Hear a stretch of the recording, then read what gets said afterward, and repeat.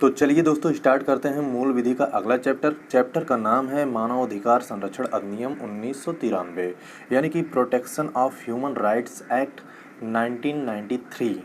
अब सबसे पहले दोस्तों बात कर लेते हैं ये संरक्षण अधिनियम कब आया था। ये 1993 में आया था और ये संपूर्ण भारत में लागू हुआ है। और ये लागू कब हुआ था, तो ये 28 सितंबर 1993 में ये अधिनियम लागू हुआ था। मानवाधिकार संरक्षण अधिनियम 1993 ये 28 सितंबर 1993 को लागू हुआ था। अब मानवाधिकार संरक्षण अधिनियम में 8 अध्याय हैं और टोटल 43 धाराएं हैं। इसमें अगर अध्याय पूछे तो 8 अध्याय हैं और धाराएं कितनी हैं, धाराएं कुल 43 हैं।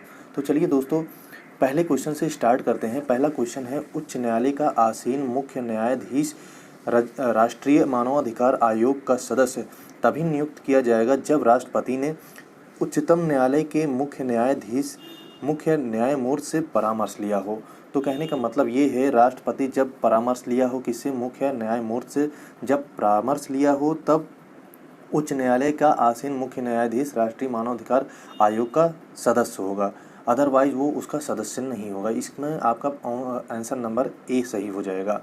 अब यहाँ देख सकते हैं मानवाधिकार संरक्षण अधिनियम की धारा 4 की एक उपधारा के परंतु के अनुसार किसी उच्च न्यायालय का कोई आसीन मुख्य न्यायमूर्ति राष्ट्रपति मानवाधिकार आयोग का सदस्य तभी नियुक्त किया जा सकेगा जब राष्ट्रपति उच्चतम न्यायालय के मुख्य न्यायमूर्ति से इस संबंध में परामर्श लें। ठीक है, बिना परामर्श लिए जो है ये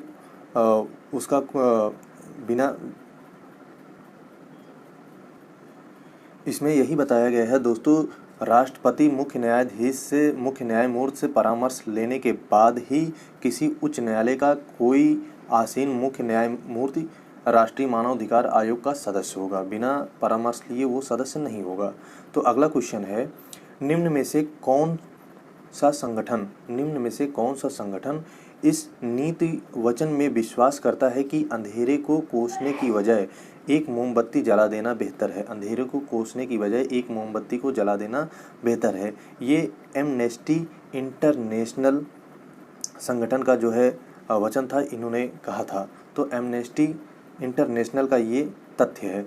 अगला क्वेश्चन है, राष्ट्रीय मानवाधिकार आयोग में कुल कितने सदस्य होते हैं। राष्ट्रीय मानवाधिकार आयोग में कुल कितने सदस्य होते हैं। इसमें एक अध्यक्ष और 12 सदस्य होते हैं, मतलब टोटल 13 सदस्य हो जाएंगे। एक अध्यक्ष होता है जिसमें कि 12 सदस्य होते हैं। अब यहाँ पर आप देख सकते हैं राष्ट्रीय मानवाधिकार आयोग में एक अध्यक्ष, 12 अन्य सदस्य होते हैं। इन 8 सदस्यों में से 5 राष्ट्रपति द्वारा नियुक्त किए जाते हैं और 7 पदेन सदस्य होते हैं। पदेन सदस्य निम्न होते हैं, कौन कौन से होते हैं आप देख लीजिए। एक अध्यक्ष होता है राष्ट्रीय पिछड़ा वर्ग आयोग का, और दूसरा अध्यक्ष होता है राष्ट्रीय अल्पसंख्यक आयोग का, और तीसरा अध्यक्ष जो होता है राष्ट्रीय बालक अधिकार संरक्षण आयोग का, और चौथा जो अध्यक्ष होता है ये राष्ट्रीय अनुसूचित जाति आयोग का, और 5वां अध्यक्ष जो होता है ये राष्ट्रीय अनुसूचित जनजाति आयोग का होता है, और छठा जो होता है ये राष्ट्रीय महिला आयोग का होता है। 7वां मुख्य आयुक्त होता है जो दिव्यांगों के लिए बना होता है। क्वेश्चन नंबर अगला है, मानवाधिकार संरक्षण अधिनियम 1993 का विस्तार कहाँ तक है। ये पूछा है, मानवाधिकार संरक्षण अधिनियम 1993 का विस्तार कहाँ तक है। ये दोस्तों अभी हम आपको बताए थे संपूर्ण भारत में है। ठीक है, तो इस हिसाब से आपका आंसर नंबर डी सही हो जाएगा। अगला क्वेश्चन है, क्वेश्चन नंबर 5 है, मानव अधिकारों की सार्वभौम घोषणा की भाषा सभी पुरुषों को समान बनाया गया है। एलेनोर रूजवेल्ट का पसंदीदा वाक्यांश सभी मनुष्यों को समान बनाया गया है में बदलने के लिए कौन जिम्मेदार था। ये हंसा मेहता इसको जिम्मेदार थे बदलने के लिए। तो यहाँ पर आपका आंसर नंबर ए सही हो जाएगा। क्वेश्चन नंबर 6 दिया है, मानवाधिकार की परिभाषा निम्न में से किसमें दी गई है।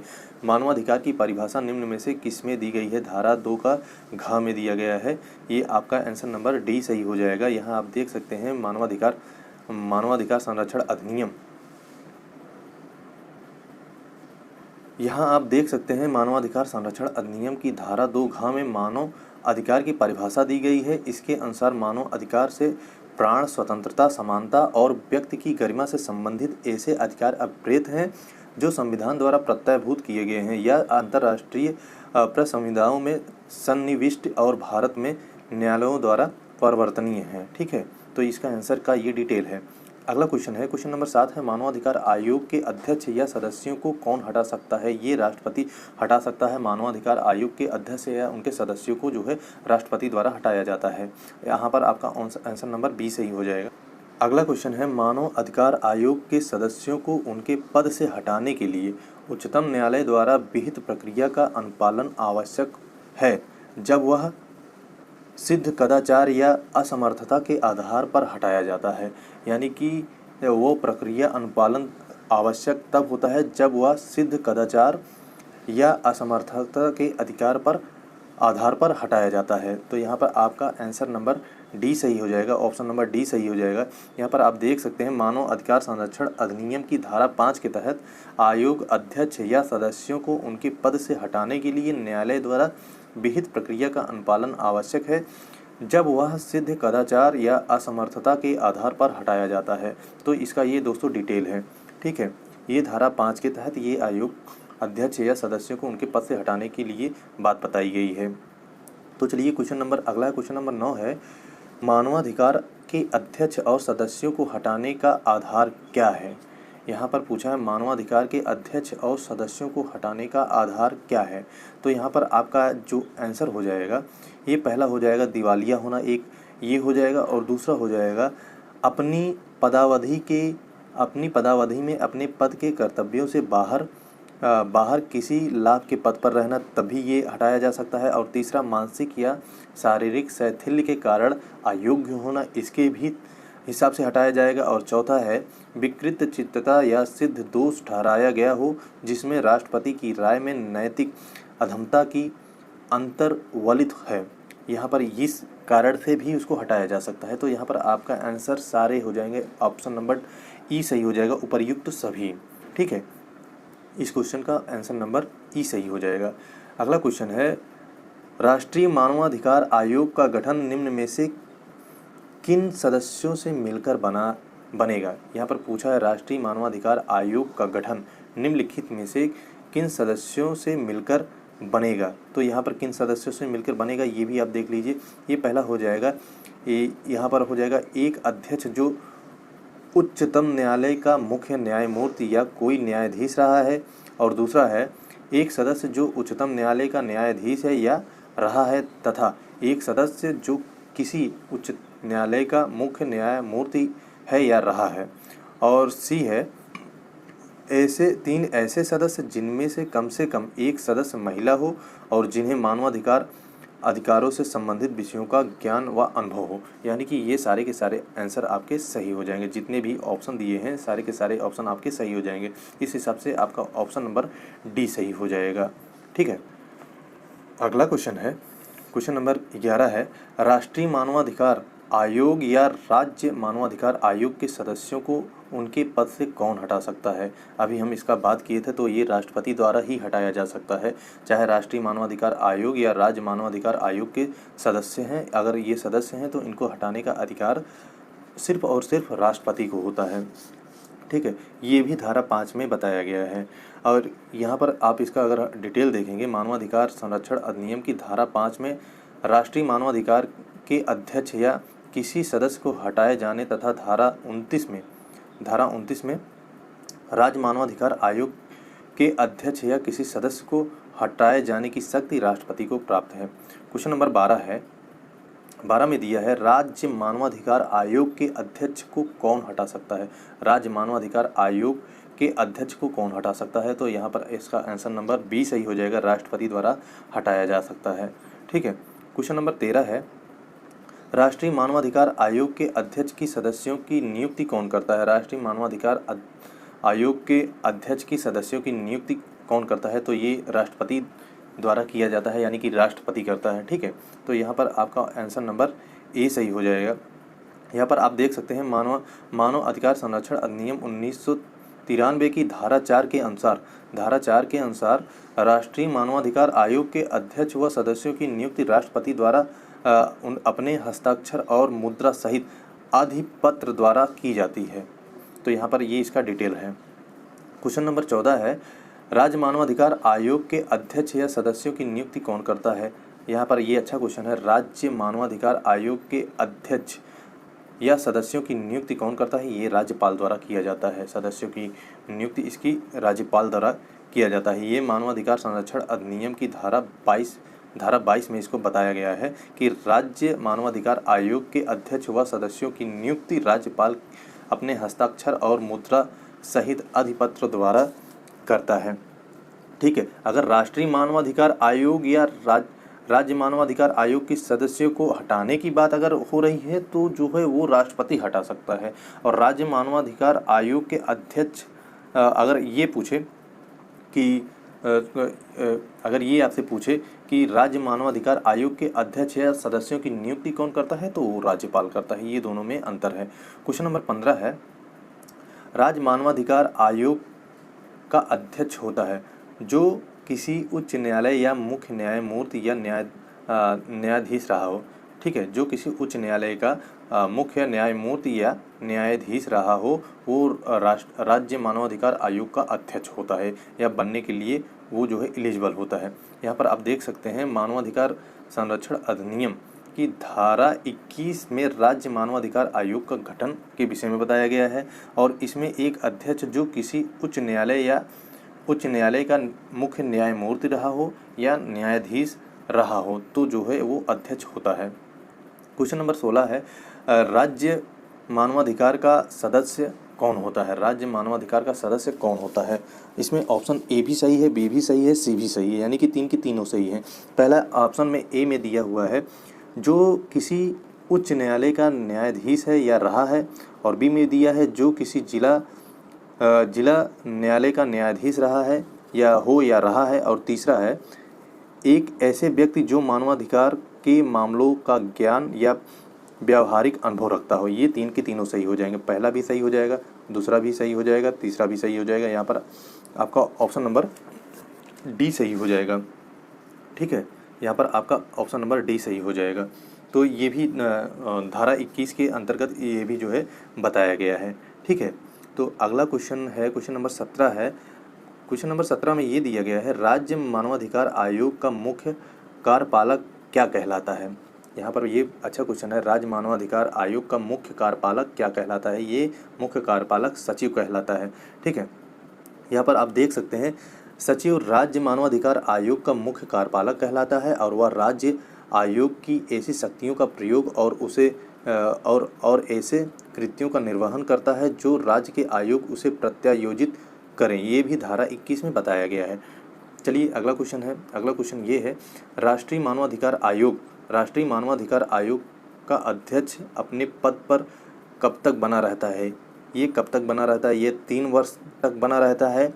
और दूसरा कंडीशन ये है कि वो 70 वर्ष की अवधि तक हो, यानी कि अगर जो व्यक्ति है उसकी उम्र 70 वर्ष तक होनी चाहिए और जो कार्यकाल है उसका कार्यकाल 3 वर्ष तक ही होना चाहिए। तो ये दोनों कंडीशन में ये तब तक ही बना रहेगा। अगर तीनों में से कोई भी कंडीशन पहले पूरा हो गया, अगर वो 70 वर्ष से ज़्यादा हो गया तभी वो जो है उस पद से हट जाएगा, और 3 वर्ष से अगर ज़्यादा हो गया है तभी वो उस पद से हट जाएगा। यहाँ पर आप देख सकते हैं मानवाधिकार संरक्षण अधिनियम की धारा 6 के 1 के अनुसार अध्यक्ष के रूप में नियुक्त किया गया कोई व्यक्ति अपने पद की तारीख से 3 वर्ष की अवधि या 70 वर्ष की आयु तक प्राप्त कर लेने तक इनमें से जो पहले हो अपना पद धारण करता है। ठीक है, तो ये इसका डिटेल बताया गया है।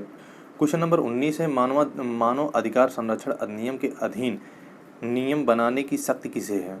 तो नियम बनाने की इसकी शक्ति किसके पास है? पहला हो जाएगा केंद्रीय सरकार को और दूसरा हो जाएगा राज्य सरकार को। ये केंद्रीय सरकार को भी इसका शक्ति प्राप्त है और राज्य सरकार को भी ये अधिनियम बनाने की शक्ति प्राप्त है, यानी कि आपका आंसर नंबर सी हो जाएगा। ए और बी दो के दोनों सही हो जाएंगे। तो चलिए अगला क्वेश्चन देखते हैं। क्वेश्चन नंबर 20 देखते हैं। क्वेश्चन नंबर 20 है, राष्ट्रीय मानवाधिकार आयोग का मुख्यालय कहाँ है? राष्ट्रीय मानवाधिकार आयोग का मुख्यालय कहाँ है? तो ये दिल्ली में है। राष्ट्रीय मानवाधिकार आयोग का मुख्यालय दिल्ली में है। ये धारा 3 के अनुसार इसको बताया गया है और जो है दिल्ली में इसका ये मुख्य न्यायालय होगा और केंद्रीय सरकार के पूर्व अनुमोदित से ये भारत में अन्य स्थानों पर कार्यालय स्थापित कर सकेगा। ठीक है, तो ये इसका डिटेल है। क्वेश्चन नंबर 21 है, मानवाधिकार के अध्यक्ष एवं सदस्यों की नियुक्ति एक समिति की सिफारिश के आधार पर की जाती है। इस समिति का अध्यक्ष कौन होता है? क्वेश्चन नंबर 21 है, मानवाधिकार के अध्यक्ष एवं सदस्यों की नियुक्ति एक समिति की सिफारिश के आधार पर की जाती है। इस समिति के अध्यक्ष कौन होते हैं? तो दोस्तों इस समिति के अध्यक्ष जो होते हैं वो प्रधानमंत्री होते हैं। तो यहाँ पर आपका आंसर नंबर सी सही हो जाएगा। प्रधानमंत्री जो है इस समिति के अध्यक्ष होते हैं। चलिए अगला क्वेश्चन है, मानवाधिकार संरक्षण अधिनियम का कब प्रवर्तन में आया? तो ये अभी बताए थे 28 सितंबर 1993 में ये आया था। क्वेश्चन नंबर 23 है, राष्ट्रीय मानवाधिकार आयोग के सदस्य के संबंध में कौन सा कथन सत्य है? राष्ट्रीय मानवाधिकार आयोग के सदस्य के संबंध में कौन सा कथन सत्य है, ये पूछा है। तो यहाँ पर पहला सत्य हो जाएगा, पद पर न रह जाने पर भारत सरकार या राज्य सरकार के किसी अन्य पद को धारण नहीं कर सकेगा। ठीक है, अगर पद पर नहीं है तो वो भारत सरकार या राज्य सरकार के किसी अन्य पद को धारण नहीं करेगा। और दूसरा है, वह 70 वर्ष बाद अपने पद को नहीं बना सकता है। मतलब वो अगर 70 वर्ष का हो गया तो वो अपने पद पर नहीं बना रहेगा। और तीसरा ये बताया गया है, वह पुनर्नियुक्ति का पात्र होगा। ये भी सही है, वह पुनर्नियुक्ति का पात्र होगा, ये भी सही है। तो आपका आंसर नंबर डी सही हो जाएगा इसमें। क्वेश्चन नंबर 24 है, निम्न में से कौन सा राष्ट्रीय मानवाधिकार आयोग के संबंध में असत्य कथन है? यहाँ पर पूछा है, निम्न में से कौन सा राष्ट्रीय मानवाधिकार आयोग के संबंध में असत्य कथन है? तो यहाँ पर सत्य पहले देख लेते हैं कौन कौन सा है। ये पहला हो जाएगा, महासचिव आयोग का मुख्य कार्यपालक अधिकारी होता है, ये भी सही है। और दूसरा है, आयोग का मुख्यालय दिल्ली में होगा, ये भी सही है। और तीसरा है, आयोग के अध्यक्ष एवं सदस्य की नियुक्ति केवल समिति में से कोई रिक्त होने पर अमान्य नहीं होगी, ये भी सही है। लेकिन जो ऑप्शन नंबर डी है ये आयोग में राज्यसभा का सभापति सदस्य होता है, ये गलत है। ये आपका आंसर नंबर डी गलत है। तो यहाँ पर आपका आंसर कौन सा सही हो जाएगा? डी सही हो जाएगा। क्वेश्चन नंबर अगला देखते हैं, 25 है, राज्य मानवाधिकार आयोग समपरीक्षा रिपोर्ट की प्रतिवर्ष किसे भेजता है? तो ये राज्य सरकार को भेजता है। यहाँ पर इसका आंसर नंबर ए सही हो जाएगा। अगला क्वेश्चन है, राज्य आयोग का अध्यक्ष अपने पद को धारण कर सकता है यदि वह 3 वर्ष की अवधि का कार्यकाल होगा तब वो धारण कर सकता है। और दूसरा है, 70 वर्ष की आयु के अंदर में है वो, तब वो धारण कर सकता है। यानी कि आपका यहाँ पर ऑप्शन नंबर सी सही हो जाएगा। क्वेश्चन नंबर 27 है, राष्ट्रीय मानवाधिकार आयोग के अध्यक्ष का कार्यालय कहाँ कार्यकाल होता है, कितने वर्ष तक होता है? ये 3 वर्ष तक होता है। वही क्वेश्चन है दोस्तों जो बार बार आया हुआ है, और 70 वर्ष की आयु होनी चाहिए उसकी। अगला क्वेश्चन है, मानवाधिकारों का प्रथम सम्मेलन अंतर्राष्ट्रीय किस देश में आयोजित किया गया था? तो ये तेहरान में इसको आयोजित किया गया था, प्रथम सम्मेलन को। ठीक है, ये इसका आयोजन तेहरान में हुआ था। क्वेश्चन नंबर 29 है, मानवाधिकारों की सार्वभौम घोषणा की मसौदा समिति के अध्यक्ष कौन थे? मसौदा समिति के अध्यक्ष एलेनोर रूजवेल्ट थे। ठीक है, अभी हम आपको बताए थे, एलेनोर रूजवेल्ट थे मसौदा समिति के अध्यक्ष थे ये। क्वेश्चन नंबर 30 है, राष्ट्रीय मानवाधिकार आयोग का अध्यक्ष कौन होता है? राष्ट्रीय मानवाधिकार आयोग का अध्यक्ष कौन होता है? इसका अध्यक्ष होता है उच्चतम न्यायालय का पूर्व मुख्य न्यायमूर्ति या कोई न्यायाधीश। ठीक है, तो यहाँ पर इसका आंसर नंबर ए सही हो जाएगा। क्वेश्चन नंबर 31 है, थाने में मानवाधिकार संरक्षण के लिए आप किस प्रकार कार्य करेंगे? थाने में मानवाधिकार संरक्षण के लिए आप किस प्रकार कार्य करेंगे? तो यहाँ पर पहला ऑप्शन है, उच्चतम न्यायालय के निर्णय डी.के. बासु बनाम पश्चिम बंगाल के निर्देश का पालन करेंगे, पहला ये हो जाएगा। और दूसरा हो जाएगा, यदि मानवाधिकार की टीम आई तो उसका पूरा सहयोग करेंगे, यानी कि ए और बी दोनों सही हो जाएंगे। अगला क्वेश्चन देखते हैं। अगला क्वेश्चन है, मानवाधिकार संरक्षण अधिनियम 1993 के तहत उसके अध्यक्ष व सदस्यों की नियुक्ति कौन करेगा? तो राष्ट्रपति करेगा, उसके सदस्यों व अध्यक्ष की नियुक्ति राष्ट्रपति करेगा। क्वेश्चन नंबर क्वेश्चन नंबर 33 है, किसी एक देश में मानवाधिकारों को बढ़ावा देने तथा उसकी सुरक्षा और निगरानी करने के लिए प्रशासनिक निकायों द्वारा स्थापित राष्ट्रीय मानवाधिकार संस्थानों का एक वैश्विक तंत्र कौन सा है। यहाँ पर पूछा है संस्थानों का एक वैश्विक तंत्र कौन सा है, तो यहाँ पर आपका आंसर नंबर ए सही हो जाएगा। राष्ट्रीय मानवाधिकार संस्थानों के लिए वैश्विक संगठन, तो वैश्विक गठबंधन, ये आपका ऑप्शन नंबर ए सही हो जाएगा। क्वेश्चन नंबर 34 है, लोकहितवाद दायर किया जा सकता है। लोकहितवाद दायर किया जा सकता है किसी भी व्यक्ति या संस्था द्वारा। लोकहितवाद जो किसी भी व्यक्ति या संस्था द्वारा दायर किया जा सकता है। यहाँ पर आपका आंसर नंबर सी सही हो जाएगा। क्वेश्चन नंबर 35 है, निम्न में से कौन सा जनहित याचिका के बारे में सत्य है। पहले पी दिया है, एक बार जनहित याचिका दायर की गई और उस पर सुनवाई हुई हो तो फिर उसे वापस लेने की अनुमति नहीं दी जा सकती। और क्यों दिया है, जनहित याचिका दायर करने वाले व्यक्ति के लिए अपनी रुचि दिखाना आवश्यक नहीं है।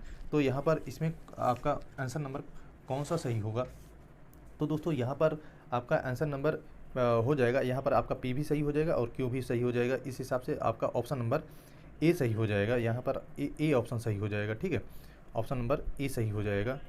अगला क्वेश्चन देखते हैं।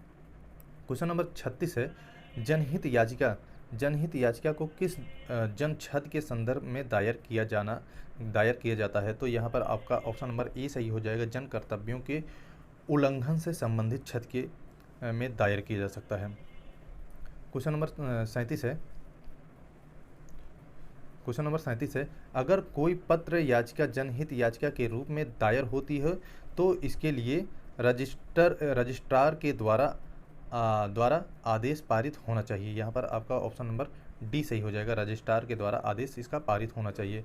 अगला क्वेश्चन है, जनहित याचिका का जन्म कहाँ हुआ। जनहित याचिका का जन्म कहाँ हुआ, ये अमेरिका में हुआ था जनहित याचिका का जन्म। क्वेश्चन नंबर 39 है, भारत में जनहित याचिका किसने प्रारंभ की थी। भारत में जनहित याचिका किसने प्रारंभ की थी, तो ये न्यायमूर्ति पी.एन. भगवती द्वारा ये प्रारंभ की गई थी। आपका ऑप्शन नंबर डी सही हो जाएगा 39 का। क्वेश्चन नंबर 40 में दोस्तों ये कहा गया है, किन्हें जनहित याचिकाओं की जननी कहा जाता है। किन्हें जनहित याचिकाओं की जननी कहा जाता है, जिन्होंने अदालतों में 100 से भी अधिक जनहित याचिकाएं दायर की है, जिनमें प्रमुख है प्रख्यात भागलपुर अंखफोड़वा कांड और तथा विचाराधीन कैदी मामला। तो यहाँ पर किन्हें जो है कहा गया है, यहाँ पर आपका ऑप्शन नंबर हो जाएगा, ऑप्शन नंबर यहाँ पर आपका डी सही हो जाएगा। पुष्पा कपिल हिंगोरानी, ठीक है, इन्हीं के द्वारा सबसे ज़्यादा जो है याचिका दायर की गई है। क्वेश्चन नंबर 41 है, जनहित याचिका किस न्यायालय के समक्ष दायर की जा सकती है। जनहित याचिका किस न्यायालय के समक्ष दायर की जा सकती है। एक तो उच्च न्यायालय, दूसरा उच्चतम न्यायालय। आपका ऑप्शन नंबर सी सही हो जाएगा। ए और बी दोनों सही हो जाएंगे। क्वेश्चन नंबर 42 है, जनहित याचिका दायर करने के संदर्भ में निम्नलिखित में से कौन सा कथन सही है। पहला ए दिया है, यदि जनहित याचिका उच्च न्यायालय में दायर की जाती है तो उसकी 5 प्रतिलिपियां दर्ज करानी होती हैं। और दूसरा दिया है, यदि जनहित याचिका उच्चतम न्यायालय में दायर की जाती है तो उसकी 2 प्रतियां दर्ज करानी होती है। यहाँ पर ए और बी दोस्तों दो के दोनों ही गलत हो जाएंगे। और आपका ऑप्शन नंबर यहाँ पर डी सही हो जाएगा। यहाँ पर सही क्या होगा, यहाँ पर देखिए, जनहित याचिका को केवल उच्चतम न्यायालय और उच्च न्यायालय में दायर किया जा सकता है। जब जनहित याचिका उच्च न्यायालय में दायर किया जाता है तो अदालत में याचिका की 2 प्रतियां जमा करनी पड़ती हैं। और दूसरा है, याचिका की एक प्रति अग्रिम रूप से प्रत्येक प्रतिवादी को भेजनी पड़ती है और उसका सबूत जनहित याचिका में जोड़ना पड़ता है। यदि जनहित याचिका उच्चतम न्यायालय में दायर की जाती है तो अदालत में उसकी 5 प्रतियां जमा करनी पड़ती हैं। ठीक है, उच्चतम न्यायालय में अगर दायर की जाती हैं तो उसकी 5 प्रतियां जमा करनी पड़ती हैं। और प्रतिवादी को जनहित याचिका की प्रति केवल तभी भेजी जाती है जब अदालत द्वारा इसके लिए नोटिस जारी की जाती है। ठीक है, इसके लिए नोटिस जारी, जब अदालत द्वारा इसके लिए नोटिस जारी करता है तब। क्वेश्चन नंबर 43 है, निम्नलिखित में से कौन सा एक जनहित याचिका दाखिल करने के संबंध में सही है? पहला है, जनहित याचिका केवल एक राज्य या केंद्र सरकार या नगर निगम के अधिकारों आदि के खिलाफ ही दायर की जा सकती है। ठीक है। और दूसरा दिया है, निजी पक्ष को प्रतिवादी के रूप में संबंधित राज्य प्राधिकार को एक पक्ष बनाने के बाद जनहित याचिका में शामिल किया जा सकता है। तो यहाँ पर आपका ऑप्शन ए और बी दोनों सही हो जाएंगे। यहाँ पर आपका ऑप्शन नंबर डी सही हो जाएगा। ठीक है। तो चलिए दोस्तों, अगला क्वेश्चन नंबर 44 है, जनहित याचिका किसके विरुद्ध दायर की जा सकती है? जनहित याचिका किसके विरुद्ध दायर की जा सकती है? पहला है केंद्र सरकार, दूसरा है राज्य सरकार, तीसरा हो जाएगा नगर पालिका परिषद एवं सरकारी विभाग। यहाँ पर आपका ऑप्शन नंबर डी सही हो जाएगा। चारों विकल्प यहाँ पर आपके सही हो जाएंगे। क्वेश्चन नंबर 45 है, किसी जनहित याचिका मामले में न्यायालय द्वारा किसी समिति की नियुक्ति के संदर्भ में निम्नलिखित में से कौन सा सही है? ए दिया हुआ है, न्यायालय मामले के लिए एक समिति अथवा आयुक्त को नियुक्त कर सकता है ताकि वह उस मामले की छानबीन करे और रिपोर्ट जमा करे। और बी में दिया हुआ है, समिति अथवा आयुक्त को ये अधिकार दिया जा सकता है कि वह शिकायतों का संज्ञान लें और उन्हें जनहित में निपटाएं। तो यहाँ पर आपका दोनों ऑप्शन सही हो जाएगा, ए और बी दो के दोनों सही हो जाएंगे। क्वेश्चन नंबर 46 है, भारतीय अदालतों में जनहित याचिका पब्लिक इंटरेस्ट लिटिगेशन PIL दायर करने के संबंध में निम्नलिखित में से कौन सा सही है? पी दिया है, मुंबई में बैठा एक व्यक्ति मध्य प्रदेश में हो रहे कुछ श्रमिकों के शोषण के संबंध में जनहित याचिका दायर कर सकता है। और बी दिया है, एक अदालत में जनहित याचिका को पीड़ित पार्टी या तीसरे पक्ष की बजाय अदालत द्वारा भी पेश किया जा सकता है। तो यहाँ पर ऑप्शन नंबर कौन सा सही हो जाएगा? यहाँ पर पी और क्यू दोनों सही हो जाएंगे। आपका ऑप्शन नंबर डी सही हो जाएगा। क्वेश्चन नंबर 47 है, किस वाद में उच्चतम न्यायालय ने यह निर्धारित किया कि पत्र लिखकर भी जनहित याचिका दायर की जा सकती है? किस वाद में उच्चतम न्यायालय ने यह निर्धारित किया था? यहाँ पर SP गुप्ता बनाम भारत संघ 1982 SC में, ठीक है, इस वाद में जो है ये दायर किया गया कि जनहित याचिका दायर की जा सकती है। यह निर्धारित किया कि पत्र लिखकर भी जनहित याचिका दायर की जा सकती है। अगला क्वेश्चन है, क्वेश्चन नंबर 48 है दोस्तों, जनहित याचिका यानी कि PIL के संदर्भ में निम्न में से कौन सा सत्य है? पी दिया है, एक पोस्ट कार्ड को रिट याचिका के रूप में माना जा सकता है। और क्यों दिया है, जनहित याचिका केवल सर्वोच्च न्यायालय और उच्च न्यायालयों में ही दायर की जा सकती है। तो यहाँ पर पी और क्यों दोनों सही हो जाएगा। आपका ऑप्शन नंबर ए सही हो जाएगा। अगला क्वेश्चन है, क्वेश्चन नंबर 49 है, कोई वाद जनहित या लोकहित वाद कब माना जाएगा? जब वह सद्भावनापूर्व हो, और दूसरा है उसका उद्देश्य अनुचित लाभ अर्जित करना ना हो, और तीसरा है वह राजनीति से प्रेरित ना हो। ये तभी जो है लोकहित माना जाएगा या जनहित माना जाएगा जब ये तीनों हों।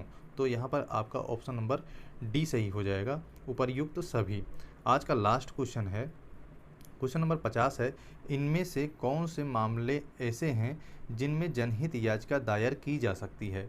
पहला दिया है, पी दिया है, जहां राज्य सरकार के भारी कर लगाने के निर्णय के कारण गरीब लोग प्रभावित होते हैं। और क्यों दिया है, सड़कों, सीवर आदि को बनाए रखने के लिए यहाँ पर पूछा है दायर की जा सकती है, कौन सी याचिका दायर की जा सकती है। तो यहाँ पर और एक और दिया है, आर दिया है, ट्रैफिक समस्या से बचने के लिए व्यस्त सड़कों से बड़े होर्डिंग और साइन बोर्ड हटाने के लिए।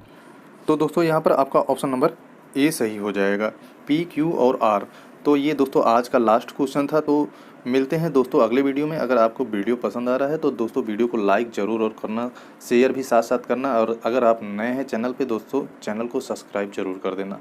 तो चलिए दोस्तों मिलते हैं अगले वीडियो में, तब तक के लिए धन्यवाद और जय हिंद।